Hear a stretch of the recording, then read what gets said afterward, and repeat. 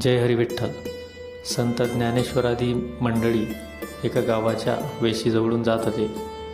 इतक्यात तिथून एक अंत्ययात्रा जाताना दिसली. त्या अंत्ययात्रेच्या मागे एक स्त्री विलाप करत होती.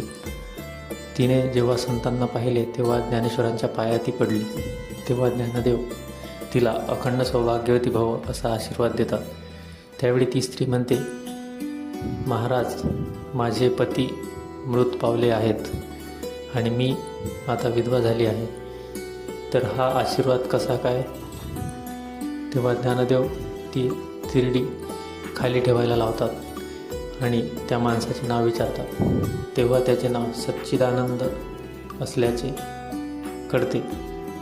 ज्ञानदेव म्हणतात की सत, चित आणि आनंद असा भगवत स्वरूप असणारे चैतन्य मृत्यू कसे काय पाहू शकते, असं म्हणत ते त्याच्या मस्तकावर हात ठेवतात आणि सच्चिदानंद उठून बसतात.